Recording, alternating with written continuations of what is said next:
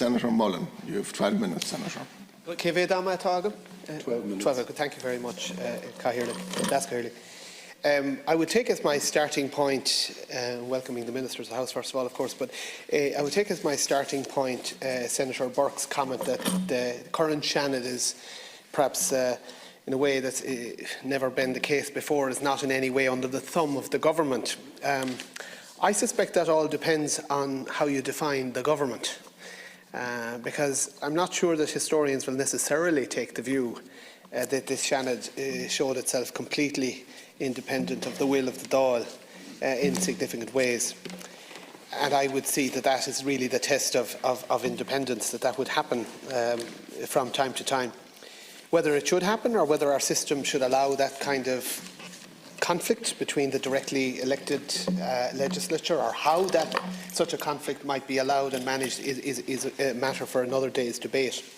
But I would like to start by commending the members of the implementation group for the work that they've undertaken, and Senator McDougall in particular deserves thanks for chairing the group and for the work that he did. And the extent of just how tortured the debate on Seanad reform has been is starkly illustrated by the list of 13 previous reports on the issue on page 5 of this report. It does seem that whole forests have been felled to produce reports on this one topic. And let's hope we're getting to the end of that and getting towards the day of action.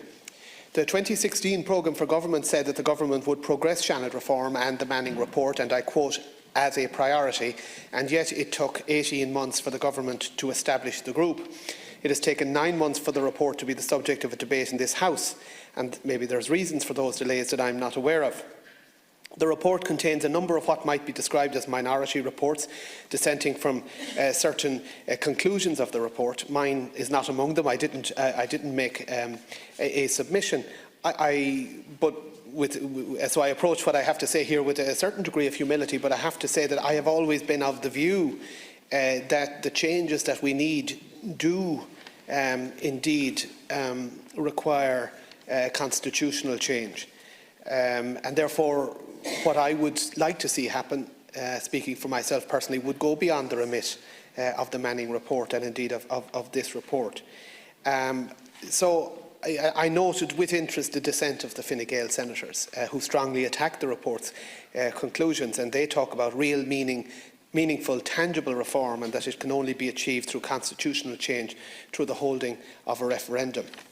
I don't know whether that statement will cause surprise in their own party, but it is a fact that the 2016 Fine Gael manifesto said nothing about a new referendum, nor did the programme for government, and indeed the Taoiseach, wrongly in my view, explicitly ruled out a new referendum when he addressed this House in February 2018. So it does appear that the Fine Gael senators took it on themselves to abandon that position. I know Fine Gael TDs didn't do so. Those senators go on to say that they agree with the Taoiseach's position of extending the Seanad franchise. And I'm not sure about how I feel about that, but I would have some reservations insofar as go beyond the citizens of this state, or insofar as what might be proposed would go beyond giving the franchise to citizens of this state. The decision to propose a referendum to abolish the Seanad in 2013 was a disastrous, politically immature decision that based itself on the premise that the Seanad wasn't functioning the way it should, and jumped from there to a mere simplistic abolition proposal. And the public, by a slim enough majority, or a very slim majority, saw through the, dare I say, lack of sincerity around political reform that lay behind that proposal, because it was really a grab for political popularity, cloaked in the guise of an attempt at political reform, when what was really needed was reform both in how the Seanad is elected and how it functions. And of course that wasn't on offer on that occasion. And it was said at least once at that time afterwards that the referendum had happened now, and there couldn't be any further more in-depth reform of the Seanad, or that there couldn't be recourse to a referendum. And it seems to me that that showed a real lack of engagement with the need to, as I've said, reform how the Seanad is election and how it functions. So the public having given their decision that there must continue to be a Seanad, rather in the same way that the public in Britain have given their decision in favour of Brexit, it seems to me then the question should be what, just as the question should now be what type of Brexit, extreme or minor, then the same logic would apply, what type of Seanad do you want in the light of the fact that you have voted to keep it. And I don't think it's right to curtail the public's options by saying, well, whatever way it's going to be reformed, it's going to have to be reformed within the existing constitutional framework. And while some might accuse Senator Burke of advancing the kind of arguments against the report or the type of reform favoured by Senator McDowell as somehow being wanting to perpetuate a system that involves a relationship with councillors of a particular kind and so on, and I think the issues that Senator Burke is surfacing do arise once you decide that you can only reform the composition of the Seanad or the election of the Seanad within the existing constitutional framework. Agreed. Now, in other areas, the government has said, we want to change the law in this country. We want to change things significantly, and we first seek the permission of the public in a referendum, and then we show, or perhaps even at the time of seeking the permission of the public in a referendum, we model for them what we propose to do. And it doesn't seem to me unreasonable that the government, however you define it in the current reality, would get together its preferred choice of Senate reform and would make the necessary constitutional and legislative proposal that would bring that about. And that would certainly address the complications of having to put all of our citizens in as voters for one vocational panel or another, or for having to implement a postal vote, or all of these issues that have been touched on today. I regret that neither the Manning report, and obviously this report was constrained in what it could do, but to give that there hasn't been more consideration given to a more fundamental reform of how we elect the 43 panel seats, and I would perhaps go further and say even the 49 if you count the university seats, and perhaps even the full 60 if you count the Taoiseach's nominees. I told the Minister previously during a debate on the proposed electoral commission that I believe we need to look into the possibility of a list system in Ireland, or more specifically what is called an open list system. And reform of the Seanad would give us an opportunity to introduce such a system in a limited way. I've always been of the view that while one of the great strengths of our system of electing TDs is that it allows great engagement between candidates and the local voter, that is also its great weakness, because in our system people don't always vote for ideas because they vote for people. And we've talked a lot over the years of the clientelism that has bedevilled Irish politics. So it seems to me that the obvious were we to show some kind of curiosity about how we can improve our electoral system, I think we would be saying, well, let's look and see whether by using a list system to elect, if not all of the Seanad, then most senators, that you could then begin to have some kind of a balance between the exigencies of getting elected locally, which involves one skill set, and the possibility of electing people on the basis of ideas, where the primary focus would be the panel on which they run. And you only have to look at the kind of politicians that get elected in other jurisdictions where they have a list system to see that there are very different patterns and very different, and I would say to a large extent, a greater diversity. Now, having said that, I was in an airport recently when I heard a German MEP tearing strips out of a hapless Aer Lingus official about the fact that she wasn't willing to accept his diplomatic passport. And he said, this is a disgrace. I have had this from my government for 30 years. I have the telephone number of your Prime Minister, Leon Varadkar, here. Shall I call him? Yes.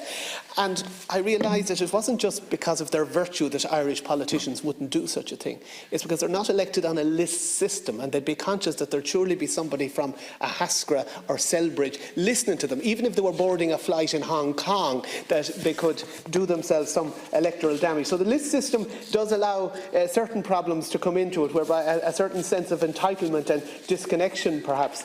But I do believe that an open list system, and this is the important thing, that this would allow voters to vote for particular candidates within a party list while voting for their preferred list.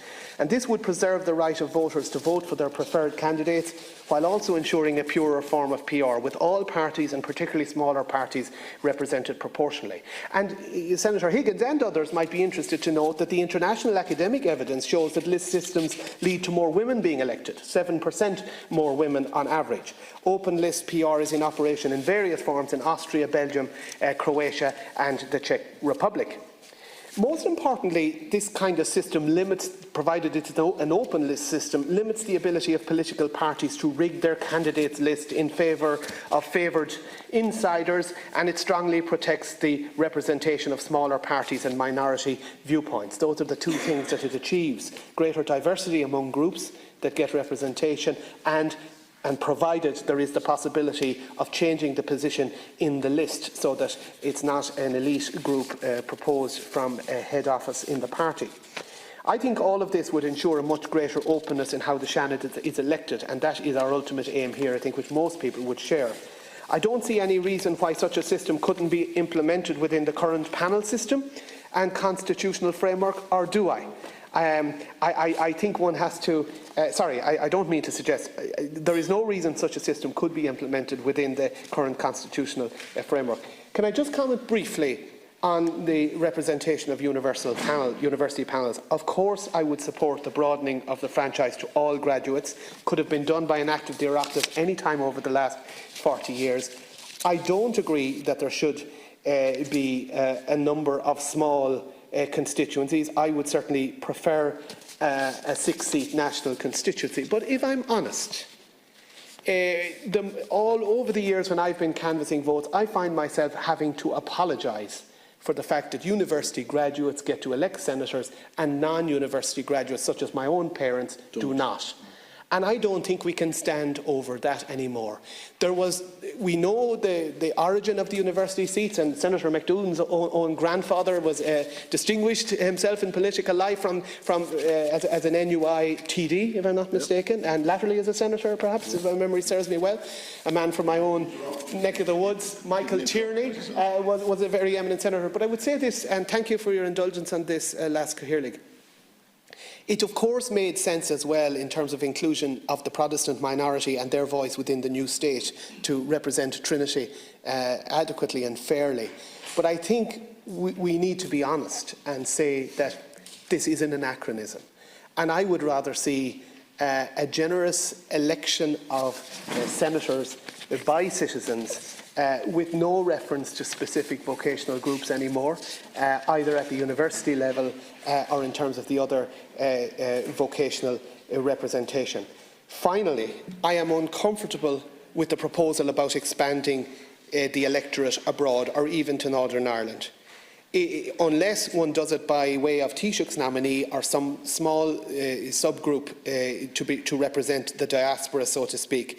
It's estimated that there are 1 million Irish-born people living abroad, with over 800,000 Irish passports in circulation abroad. Realistically, the vast majority of these have settled abroad and don't intend to return to Ireland.